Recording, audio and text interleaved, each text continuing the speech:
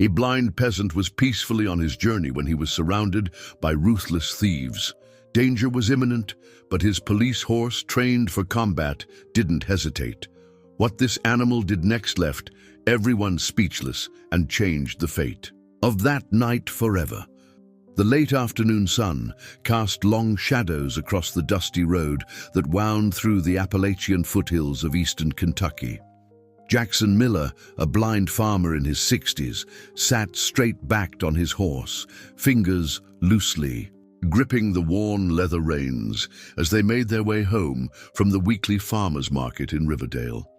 There was no need for him to direct the animal. Maverick knew the way better than most seeing men.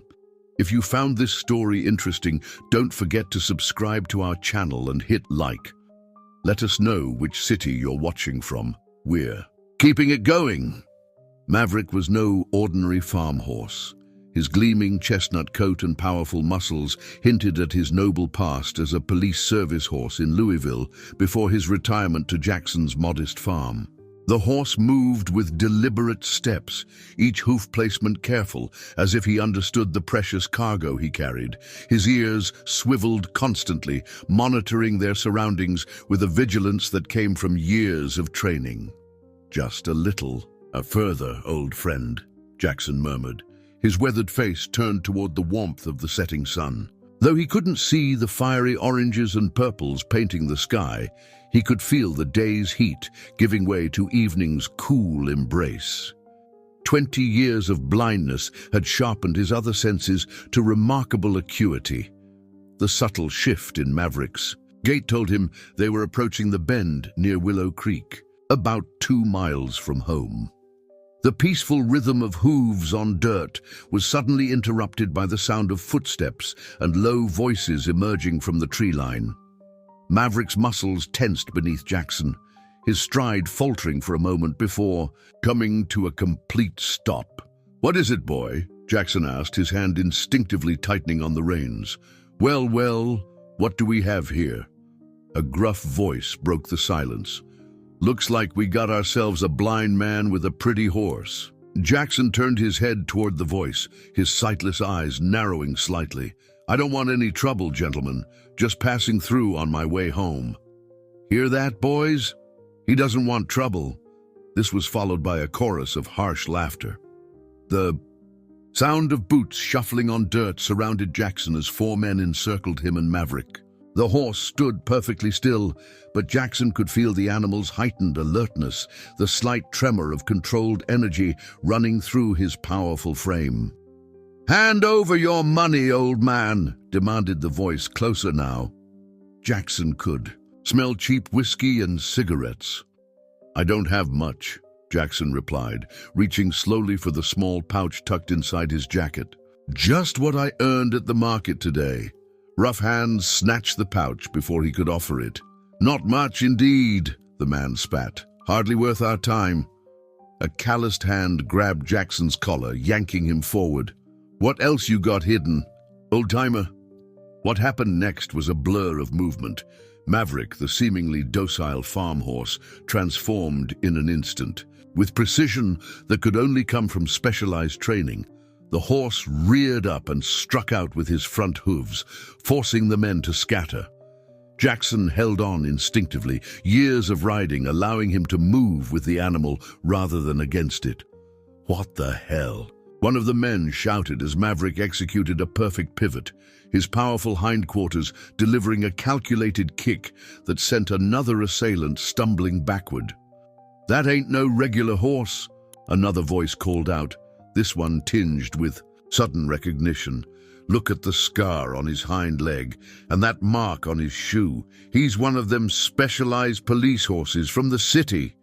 The leader of the group, a man with a jagged scar running from his left eye to his chin, assessed the situation with growing wariness. "Spread out," he ordered. "Don't let it get a clear shot at you."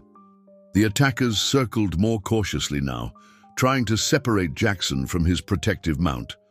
Maverick, sensing their strategy, began backing up, keeping his blind owner safely positioned. "Get the old man off the horse," the leader commanded. As they closed in again, Maverick suddenly bolted, but not in panic. The horse's movements were calculated, taking a narrow path that veered off the main road and into the woods. Jackson ducked low against Maverick's neck, trusting the animal completely as branches whipped past them. "After them!" the leader shouted. Behind them, but Maverick was already putting distance between them and their pursuers. The horse navigated the forest terrain with uncanny familiarity, following a path that seemed almost predetermined. Jackson, disoriented but trusting, felt the ground beneath them change from soft forest floor to something more solid. A road, but not the main one they'd been traveling on. "Where are you taking us, Maverick?" Jackson whispered, his fingers entwined in the horse's mane. After what seemed like an eternity of twists and turns, the sound of pursuit growing fainter behind them, Maverick slowed to a trot. The air around them had changed. Cooler, damper, with an echo to the horses. Hoofbeats that suggested walls around them rather than open forest. "We're inside something, aren't we, boy?" Jackson murmured, reaching out his hand to feel rough stone passing alongside them. "Some kind of structure?" Maverick's hooves clattered on what felt like cobblestone as they moved deeper into what Jackson now realized must be ruins of some sort. The air smelled of damp earth, moss, and old stone. "Careful now," Jackson murmured, more to himself than to the horse as Maverick navigated through narrow passageways, occasionally nickering softly as if to reassure his rider. The sound of water dripping echoed around them, and the temperature continued to drop the deeper they went. Jackson's fingertips brushed against cold, damp stone walls as Maverick carefully maneuvered through what must have been a narrow corridor. Suddenly, the horse stopped. Jackson listened intently, but heard only their combined breathing and the distant drip of water. They seemed to be alone, at least for the moment. "Where have you brought us, Maverick?" Jackson asked softly, patting the horse's neck. "What is this place?" As if in response, Maverick took a few more steps forward before coming to another stop. Jackson carefully dismounted, his boots touching uneven stone flooring. Keeping one hand on Maverick's side for guidance, he took a tentative step forward, his other hand outstretched.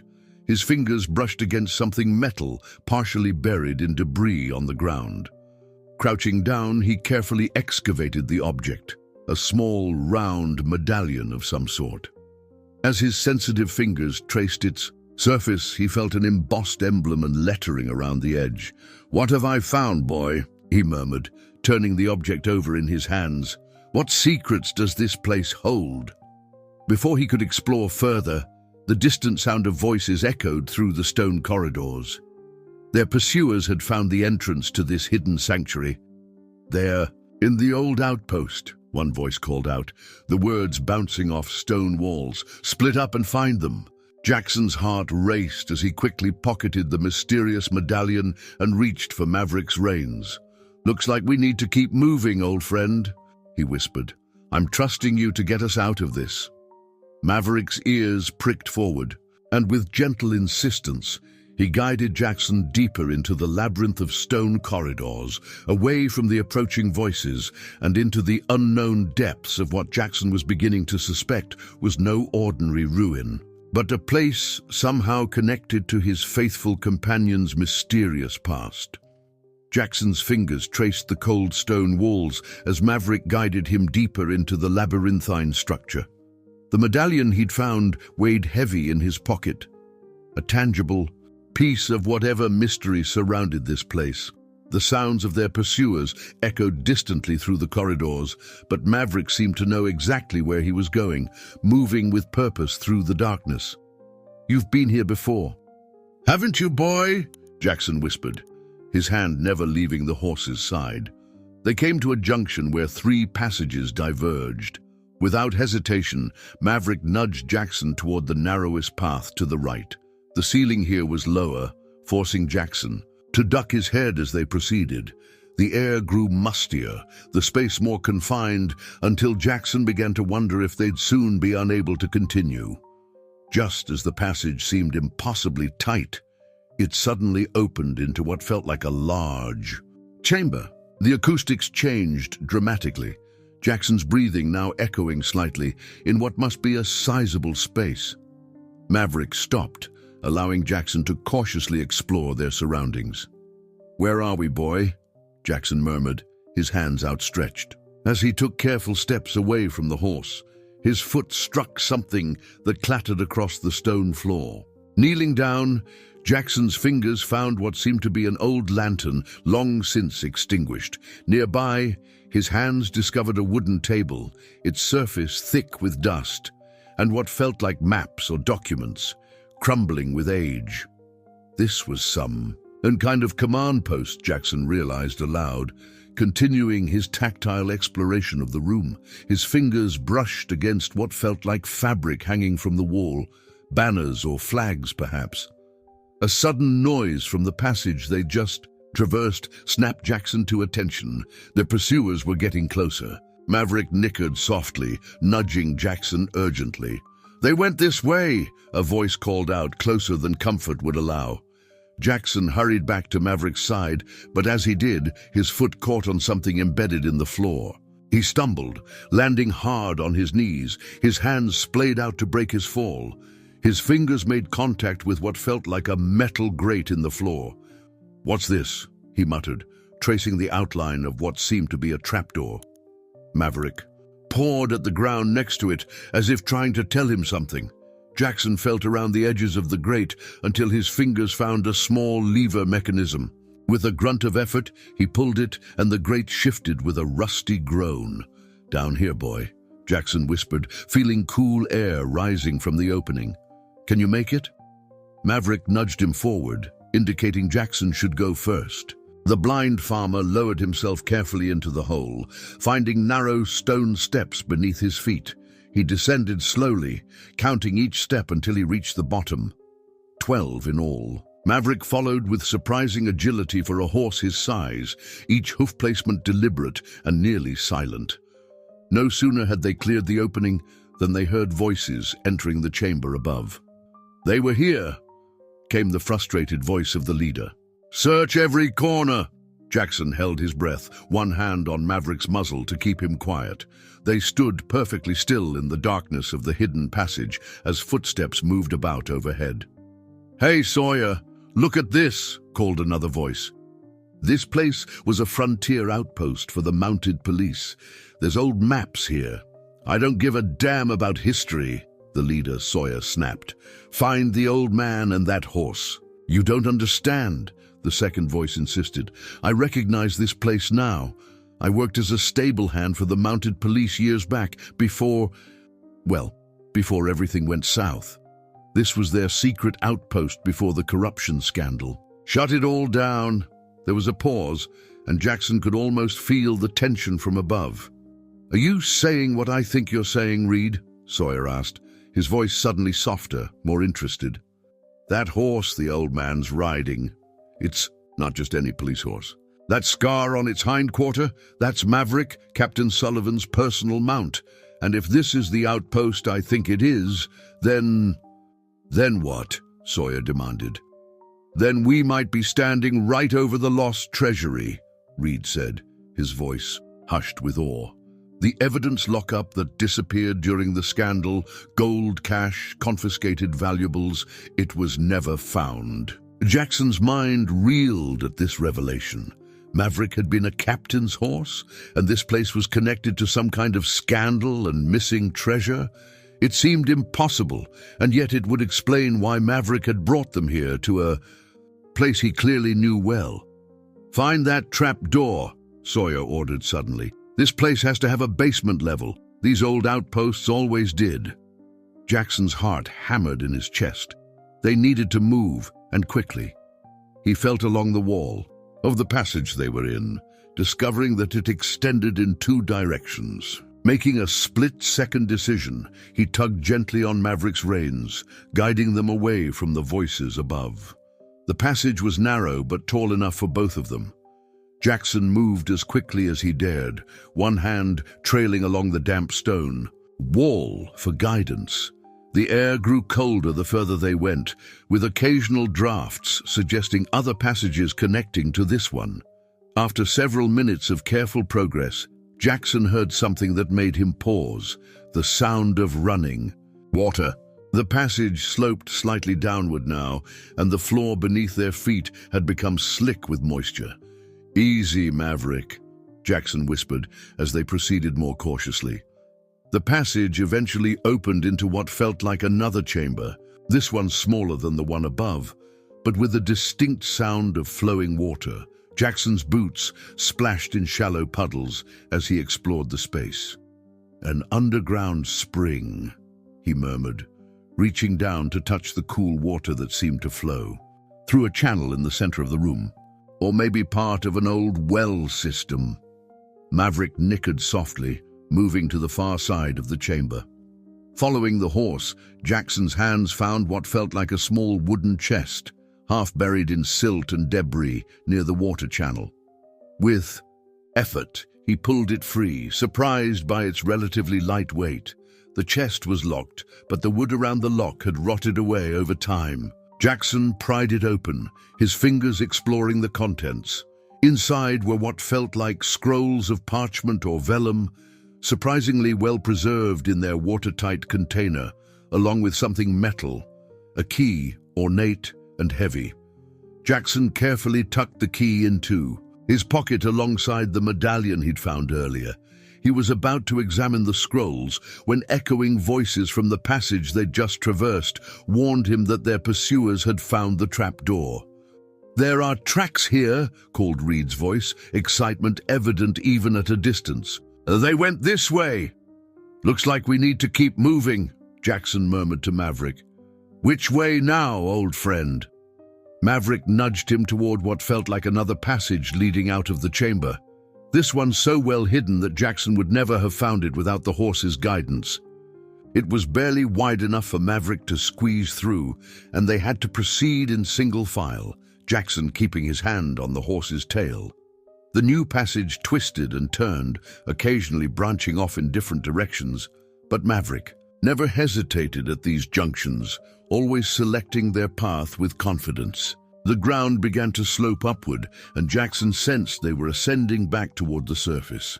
Eventually, Jackson felt a change in the air, fresher, with the scent of pine and earth rather than damp stone. They must be nearing an exit. The passage widened, allowing Jackson to walk alongside Maverick once more. "You're remarkable, you know that," Jackson said softly, patting the horse's neck. "I always knew there was something special about you from the day Sheriff Thompson brought you to my farm. Said you needed a quiet retirement after your service. Never mentioned you were a captain's mount, though, or that you had a history with this place." Maverick nickered softly in response, as if acknowledging the compliment. The passage began to narrow again, and the ceiling lowered, forcing Jackson to duck his head. The air grew fresher still, with the distinct smell of moss and forest undergrowth. They were definitely approaching an exit. Just as hope began to rise in Jackson's chest, the sound of a voice, much closer than expected, made him freeze. "I found another way in," called someone from just ahead of them. "Looks like it comes out by the old creek bed." Jackson's heart sank. Their escape route was cut off. Behind them, the sounds of pursuit continued. They were trapped between the two groups. Maverick stopped, his body tense with alertness. Then, without warning, the horse backed up, taking Jackson with him, and turned into what felt like a tiny alcove in the passage wall, a space so small and well hidden that Jackson hadn't detected it during their initial passage. They stood perfectly still in the cramped space as footsteps approached from both directions.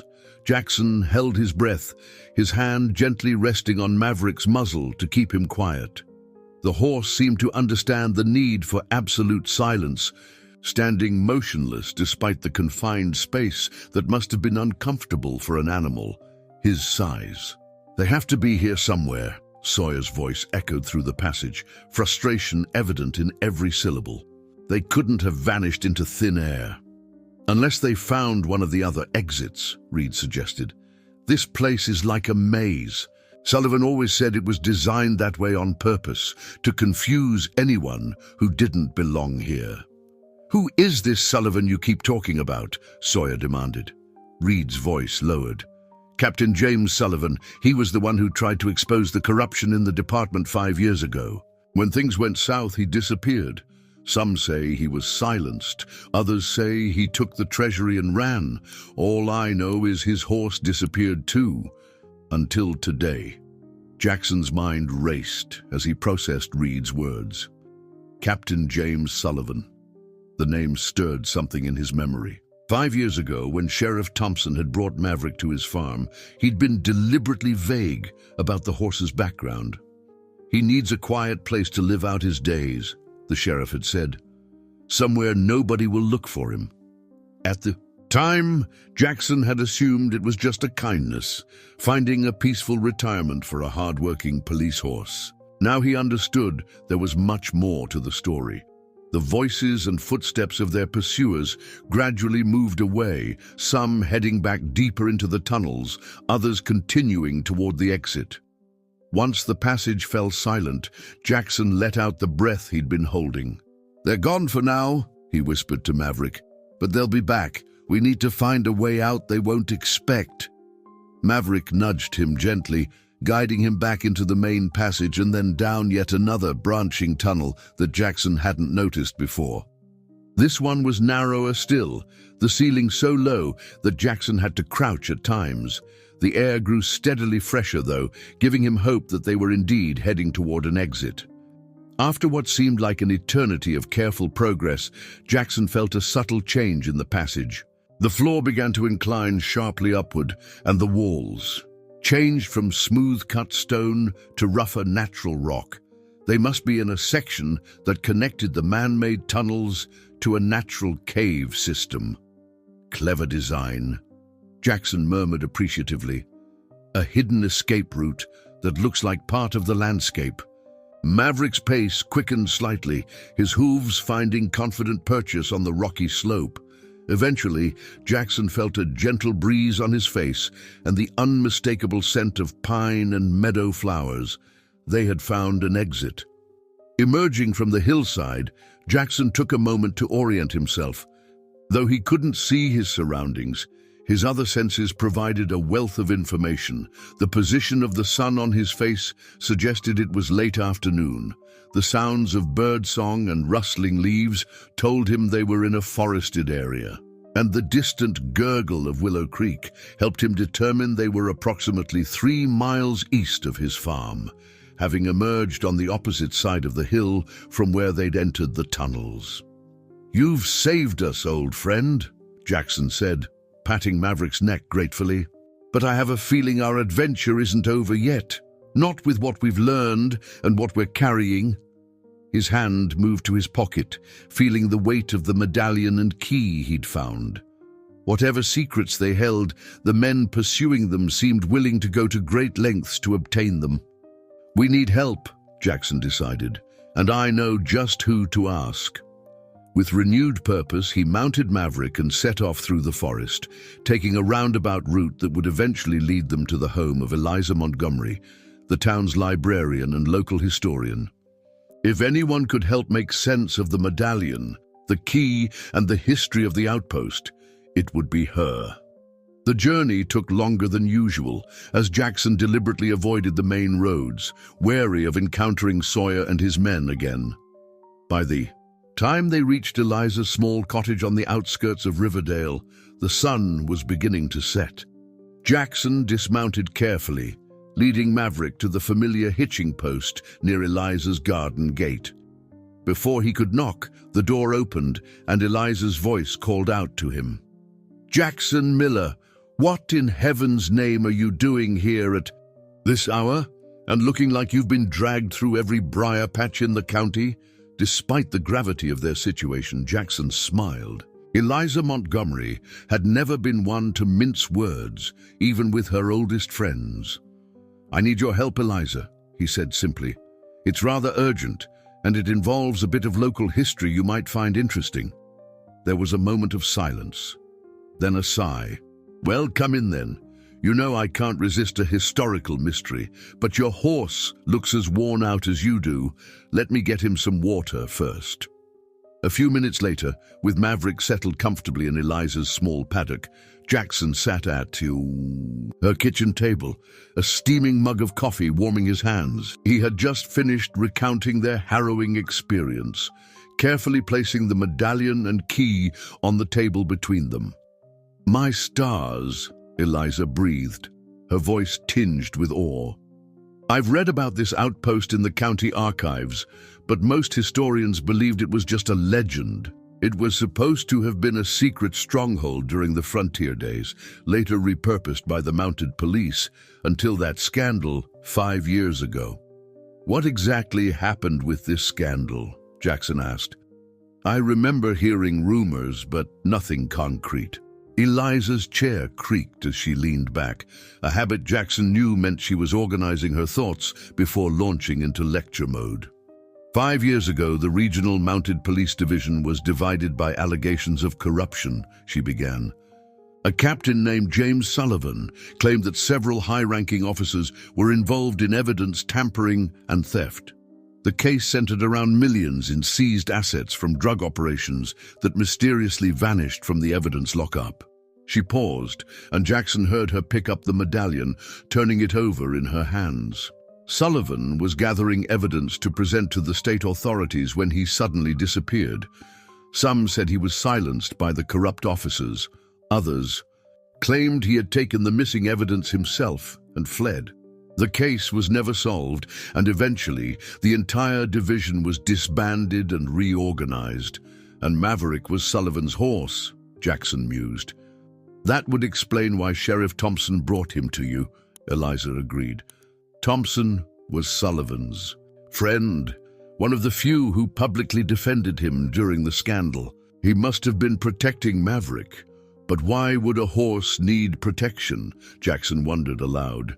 Perhaps because he was the only witness to what really happened to Sullivan, Eliza suggested, or because he might lead someone to whatever evidence Sullivan had gathered, or to the missing assets. Jackson's fingers traced the edge of the medallion Eliza had placed back on the table. "What can you tell me about this and the key?" "The medallion is definitely from the mounted police," Eliza confirmed. "It's an officer's badge by the feel of the embossing. As for the key, it's old, handcrafted, not something you'd find on a standard door these days." She paused, and Jackson heard her rummaging through a drawer. "I have a magnifying glass here. Let me take a closer look at both." After a few moments of silence, Eliza gasped. "Jackson, this isn't just any officer's badge. According to the inscription, it belonged to Captain James Sullivan himself, and there's something engraved on the key, a series of numbers and letters. It could be a code of some kind." Jackson leaned forward, his interest piqued. "Do you think it might lead to whatever Sullivan was trying to protect? The evidence against the corrupt officers, or perhaps even the missing assets?" "It's possible," Eliza said thoughtfully. "But if that's the case, we're not the only ones looking for it. Those men who chased you, especially this Reed who recognized Maverick, they must be after the same thing. Which means we need to figure this out before they do," Jackson concluded. "For Maverick's sake, and to finally bring the truth to light." Eliza was silent for a moment. Then Jackson heard her chair scrape back as she stood up. "I need to check something in my reference books. The code on this key looks familiar, similar to a cataloging system used by the county records office decades ago." While Eliza moved around the room, pulling books from shelves and muttering to herself, Jackson sat back and sipped his coffee, his mind turning over everything they'd learned.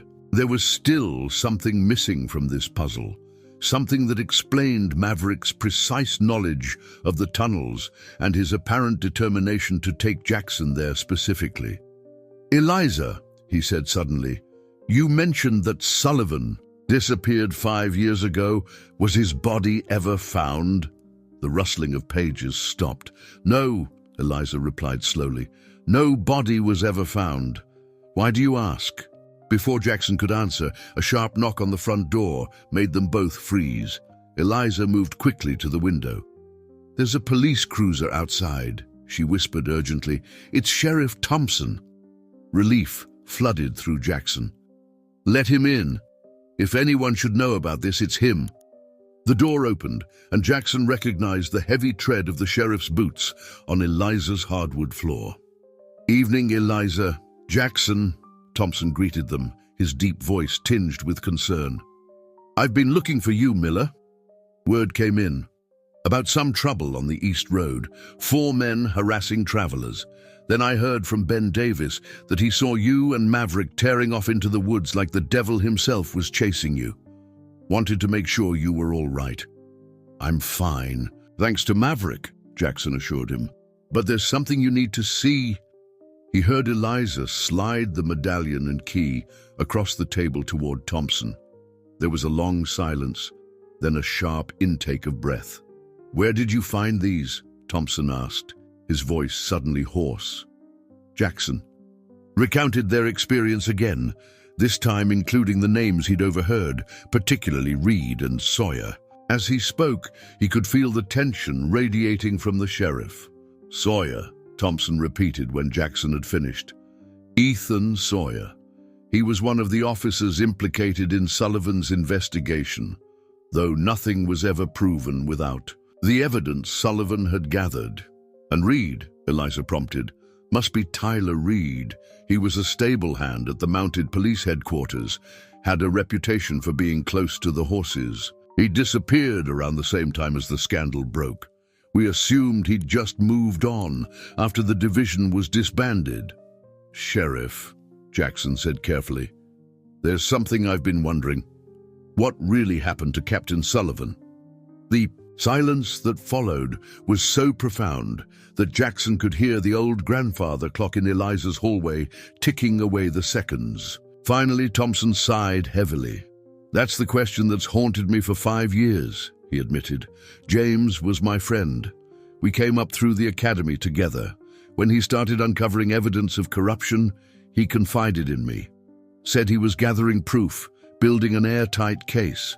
The night before he was supposed to present his findings to the state investigators, he called me. Said he'd hidden the evidence somewhere safe, somewhere only Maverick could find." "Maverick?"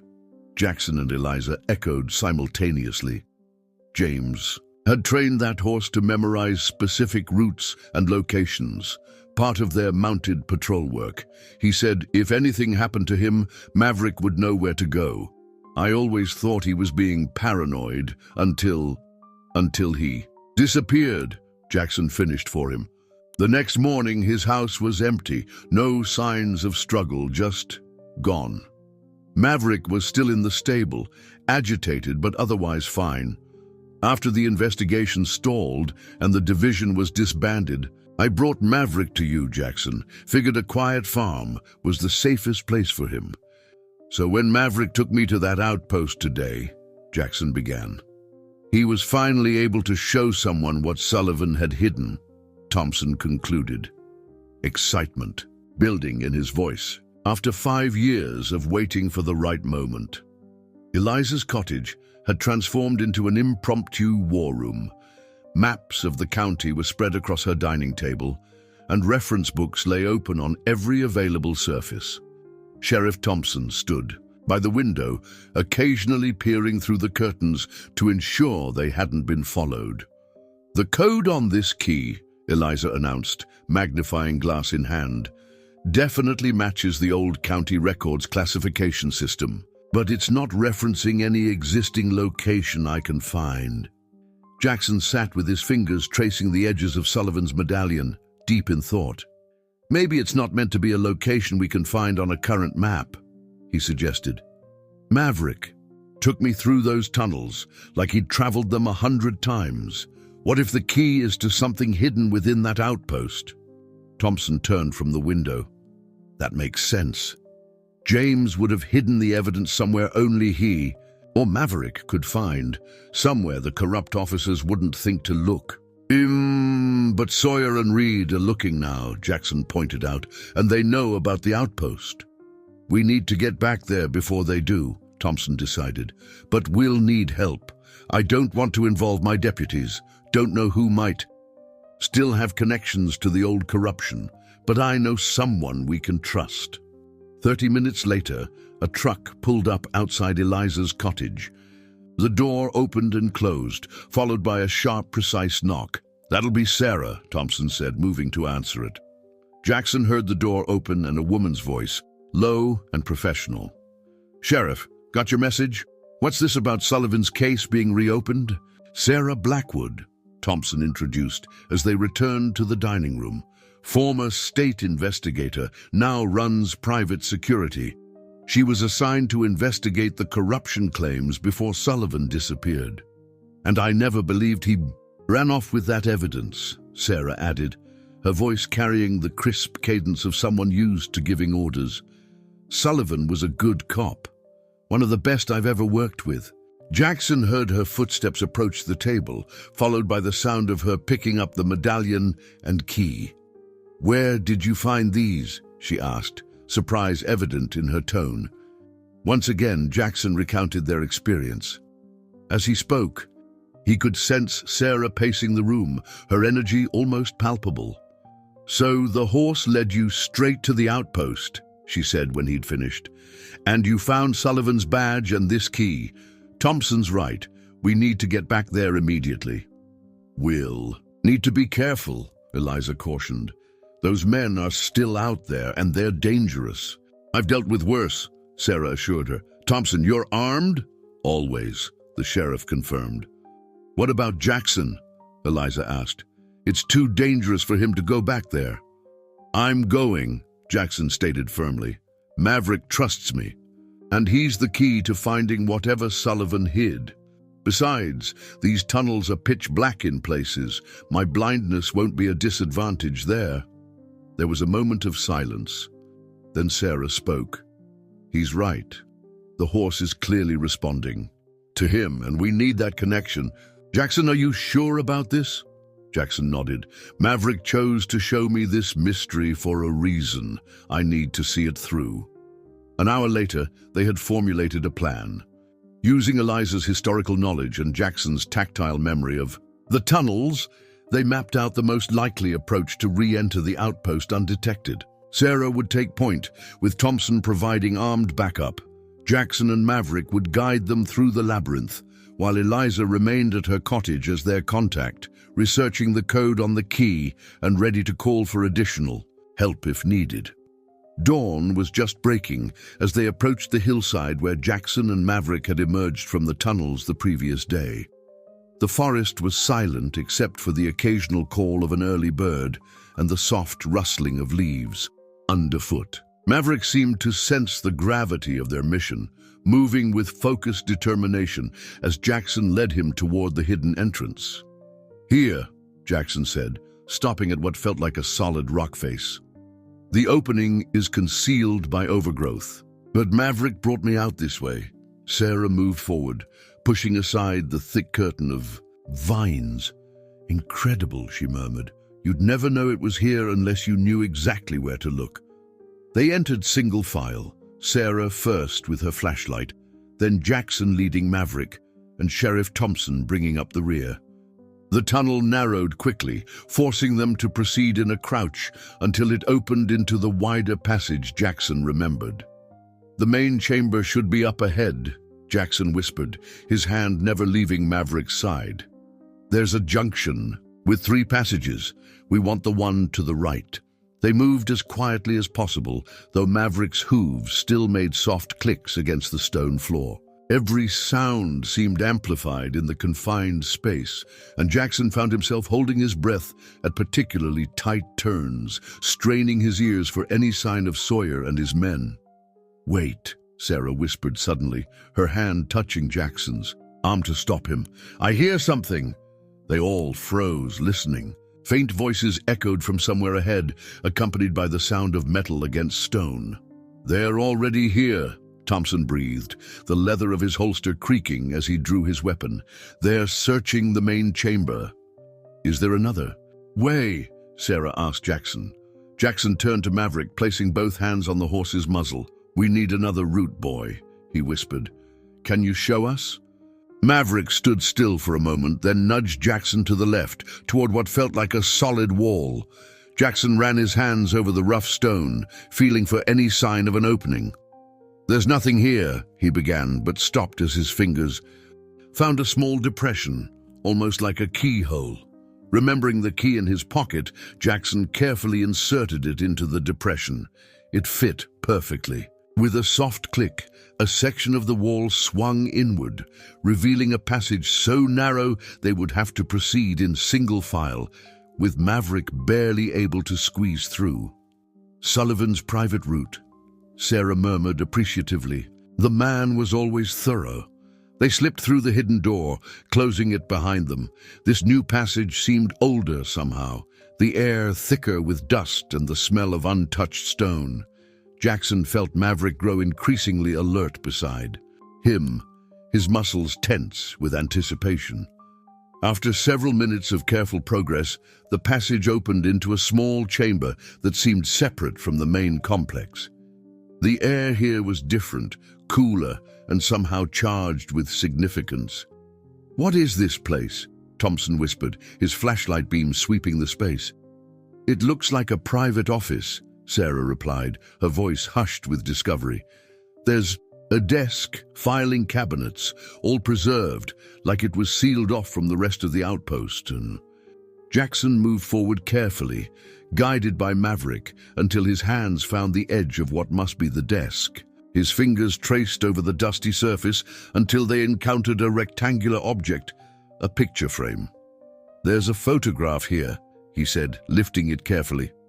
"It's Sullivan," Thompson confirmed, taking it from him, "with Maverick outside this outpost. But there's something else in the background. Looks like a map on the wall behind them, with some kind of marking." Sarah moved closer to examine it. "That's not just any map.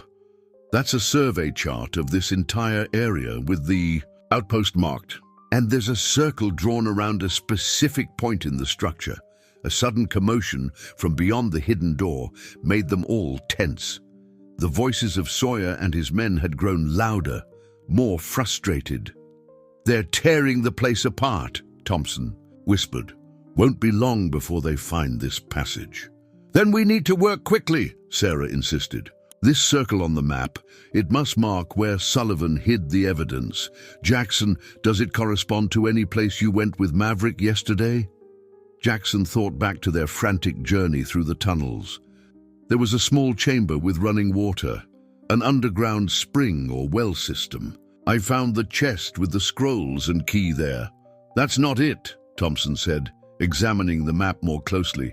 "This marking is in a different section. Looks like it's beneath the main chamber, but accessible only through a separate passage." Maverick nickered softly, pawing at the stone floor near the desk. Jackson moved to him, feeling the ground where the horse indicated. His fingers found another depression in the floor, this one larger, circular. "There's something here," he announced. "Some kind of trapdoor or—" He broke off as his hand encountered the medallion-shaped indent in the center of the circle.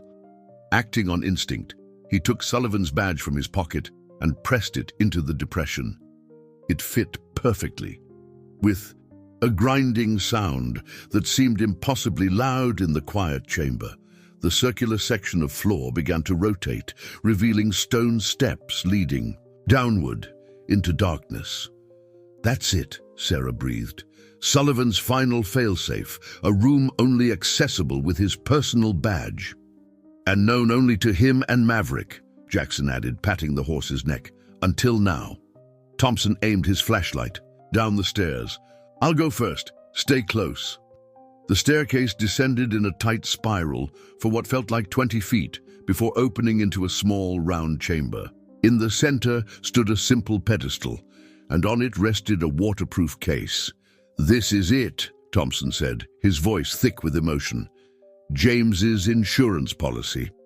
Sarah stepped forward and carefully opened the case. Inside were files, photographs, and a small digital recorder, all meticulously preserved. Evidence of the corruption, she confirmed, leafing through the documents. Names, dates, bank records, everything needed to prove who was really behind the missing assets and the subsequent cover-up. Including who was responsible for Sullivan's disappearance? Jackson asked. There was a long pause before Sarah answered, her voice tight with controlled anger. Yes, it's all here. And Sawyer wasn't just involved, he led the operation. He was the one who arranged for Sullivan to be removed from the investigation when he got too close to the truth. Sudden crash from above made them all jump. The hidden door had been discovered. They're coming, Thompson warned, drawing his weapon again. We need to get this evidence out of here. There's more, Sarah said, pulling something else from the case. A sealed envelope with Thompson written on it in bold letters. She handed it to the sheriff, who opened it with trembling fingers. Inside was a handwritten letter. Thompson read it silently, his breathing growing increasingly ragged. James knew he might face consequences for gathering this evidence, he finally said, his voice barely above a whisper. He wrote this the night before he disappeared. Says he suspected someone had discovered what he was doing. He entrusted everything to Maverick, trained him to recognize specific people who could be trusted, and to lead them here when the time was right. That's why he brought me to this place, Jackson realized. He was waiting all these years for the right moment, for someone he could trust to help finish what Sullivan started. The sounds of pursuit grew closer, boots on stone, voices echoing through the passages. We need to move, Sarah insisted, securing the evidence case. There's got to be another way out. Maverick nickered urgently, moving to the far side of the chamber where the wall curved. Jackson followed, his hands exploring the smooth stone until he found yet another hidden mechanism, this one requiring both the key and the badge together. When activated, a section of the wall slid aside to reveal a narrow tunnel sloping gently upward. Sullivan thought of everything, Thompson said admiringly. This must lead away from the main complex, probably comes out somewhere remote. Then let's go, Sarah urged, already heading for the opening. Before Sawyer's men cut us off.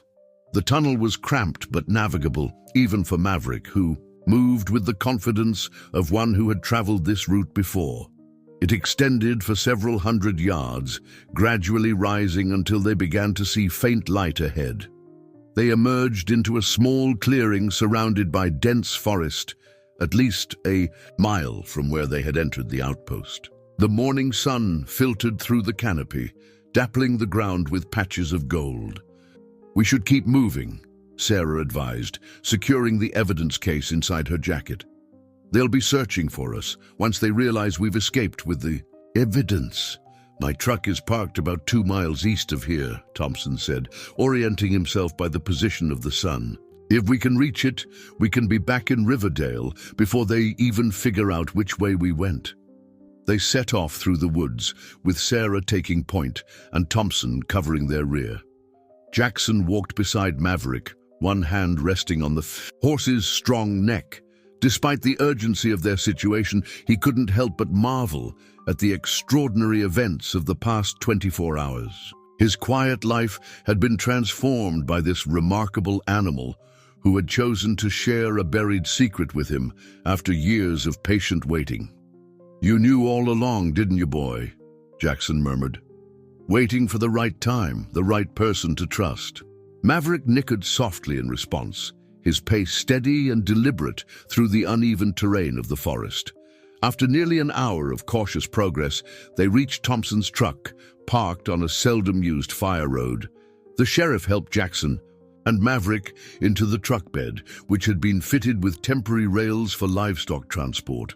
Sarah took the passenger seat, the precious evidence case clutched tightly in her lap. I'm calling in backup now, she said, pulling out her satellite phone. We'll need secure transport and protection once we reach Riverdale.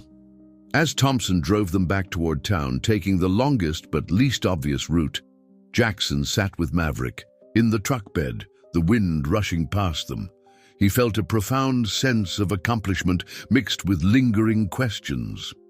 What happened to Captain Sullivan? He wondered aloud, not expecting an answer but needing to voice the thought that had been troubling him since they discovered the hidden chamber. To his surprise, Thompson rolled down the rear window of the cab and spoke back to him. According to that letter James left me, he said, his voice barely audible over the rumble of the engine. He suspected he was being followed that last night. Said if he disappeared, it meant they'd caught up to him.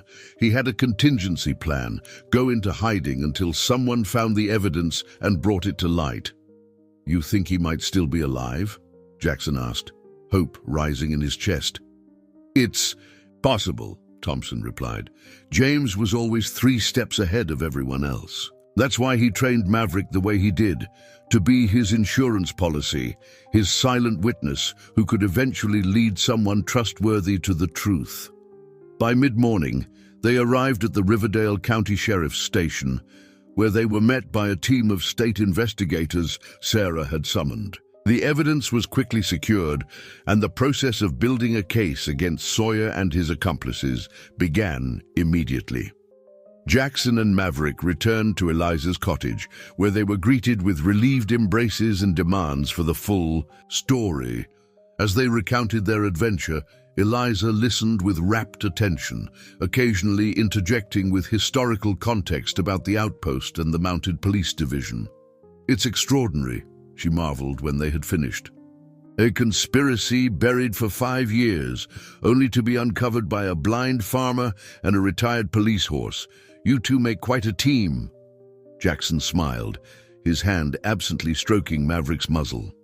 We do, don't we? Though I still wonder about Sullivan. If he's alive out there somewhere, wouldn't he want to know his plan worked? That the truth is finally coming to light? As if in answer to his question, the phone rang. Eliza answered it, listened for a moment, then handed it to Jackson with a puzzled expression. It's for you, she said. A man who wouldn't give his name. Jackson took the receiver, his heart suddenly racing. Hello? Mr. Miller, came a deep, measured voice he'd never heard before. I understand you've made the acquaintance of an old friend of mine. Captain Sullivan, Jackson ventured, his grip tightening on the phone. There was a pause, then a soft chuckle. I haven't been called that in a very long time. I go by James Wilson now. I've been living quietly up in the mountains of North Carolina. How did you know? Jackson asked, his mind reeling with questions. I've kept tabs on Maverick from a distance, Sullivan explained, and I have an old friend at the state investigator's office who just called to say they've received a treasure trove of evidence about a 5-year-old corruption case. Said it was discovered by a blind farmer, led to it by a retired police horse. Wasn't hard to put the pieces together. Jackson was momentarily speechless. Beside him, Maverick's ears perked up as if he recognized the voice coming through the phone, even from across the room. He never forgot you, Jackson finally said. Maverick, he kept your secret all these years. He's the finest partner I ever had, Sullivan replied, his voice thick with emotion. When everything fell apart, I had to leave him behind. It was the hardest thing I've ever done. But I knew he'd be safer without me, and that someday he'd lead the right person to the truth. Are you coming back? Jackson asked. Now that the evidence is safe. There was a long pause. I don't know, Sullivan admitted. I've built a new life for myself, but there's one thing I would like, if you're willing. Name it, Jackson said without hesitation. I'd like to see Maverick again, Sullivan said simply. Not right away. It's still too risky until Sawyer and his people are in custody. But soon, there's a place I know, a meadow where we used to train together. I could meet you there. He'd like that, Jackson said, certain it was true. We both would. 3 weeks later, as the corruption case made headlines across the state and arrest warrants were issued for Sawyer and his accomplices, Jackson received another call. It was time for the reunion. Thompson drove Jackson and Maverick to the appointed meeting place, a secluded meadow near the old outpost, now being restored as a historical landmark. As they arrived, Jackson sensed Maverick's growing excitement. The horse's ears were pricked. Forward, his muscles tense with anticipation. There's someone waiting by the tree line, Thompson narrated for Jackson's benefit. Tall man, beard, wearing a flannel shirt and jeans. He's just standing there watching us." Jackson dismounted and removed Maverick's saddle and bridle, setting them aside. "Go on, boy," he whispered, patting the horse's neck one last time. "He's waiting for you." For a moment, Maverick remained still beside Jackson, as if torn between his old master and the man who had been his friend and caretaker these past 5 years. Then with a soft nicker, he pressed his muzzle gently against Jackson's cheek before turning and trotting across the meadow. Thompson described the scene for Jackson, how man and horse approached each other slowly, how Sullivan dropped to his knees as Maverick reached him, wrapping his arms around the animal's neck in a tearful embrace that spoke of years of separation and unspoken loyalty. After a long moment, Sullivan rose and, with Maverick walking beside him, crossed the meadow to where Jackson and Thompson waited. "Mr. Miller," Sullivan said, extending his hand, "I can never thank you enough for what you've done." Jackson shook the offered hand. "I think it was Maverick who did most of the work. I was just along for the ride." Sullivan laughed, a warm, genuine sound. "You're too modest. It took courage to follow where he led, especially under the circumstances." The four of them, 2 men, a horse, and a sheriff, walked together through the meadow as Sullivan explained his plans. He had decided to return permanently to testify in the upcoming trials and help rebuild the reputation of the Mounted Police Division that had once been his life's work.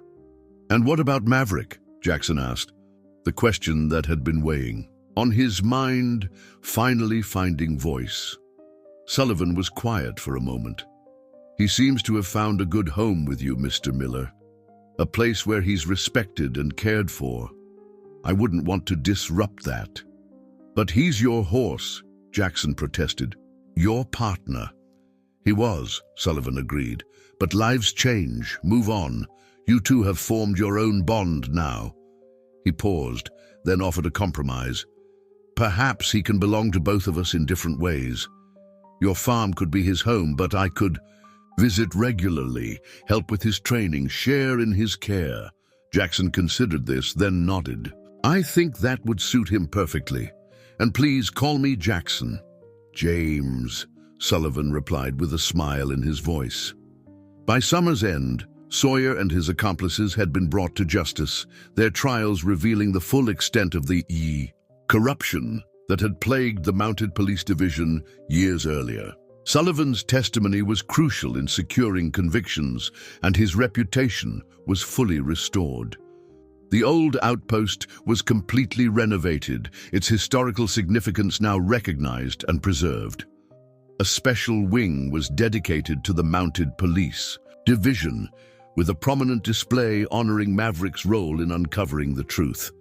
As for Jackson and Maverick, their lives settled into a new routine. Sullivan visited weekly, sometimes taking Maverick for rides through the hills around Riverdale, sometimes simply sitting with Jackson on his porch, sharing stories and building a friendship that had grown from their unique connection to the remarkable horse. Word of Maverick's intelligence and loyalty spread throughout the county and beyond, bringing visitors to Jackson's farm and opportunities he had never imagined. A program was established allowing blind children to interact with and ride Maverick, who showed the same patience and care with them that he had always shown with Jackson. On a warm autumn afternoon, as Jackson sat on his porch with Sullivan and Thompson, listening to the sounds of children laughing as Eliza led them through a riding lesson with Maverick, he reflected on how profoundly his life had changed in the span of a few months. "You know," he said to his companions, "I always thought I was doing Maverick a favor, giving him a quiet place to spend his retirement. Turns out he was the one with the gift to give." Sullivan nodded, watching his former partner moving carefully with a small blind girl on his back, every step measured and deliberate. "Some bonds transcend ordinary understanding," he said quietly. "The trust between human and animal can sometimes accomplish what nothing else can." "And sometimes," Thompson added, It takes someone who sees with their heart to uncover the deepest truths. Jackson smiled, feeling the warm sun on his face and hearing Maverick's familiar nicker as he completed another circuit of the paddock with his young rider. In the horse's steady rhythm, he heard echoes of their journey together. The frightening chase through the forest, the discovery of hidden passages, and the ultimate revelation of truth that had been waiting patiently for years, just like Maverick himself. Truth finds its way into the light eventually, Jackson said, especially when guided by such a faithful companion. Dear listeners, we hope the story of Jackson and Maverick has moved you. The bond between man and animal, built on trust and loyalty, can sometimes reveal truths that remain hidden to the rest of the world. To continue this emotional journey, we've prepared a special playlist with equally captivating stories. Find it by clicking on the link to your left. If you enjoyed this tale of friendship and justice, don't forget to subscribe to our channel and give the video a thumbs up. Every day, we bring unique stories that explore life's complexities and the extraordinary connections that define us. We can't wait to see you in the comments. Tell us about a special animal that changed your life, or share your thoughts on Jackson and Maverick's remarkable journey. Until our next story, remember that sometimes the most profound truths are discovered by those who see with their hearts rather than their eyes.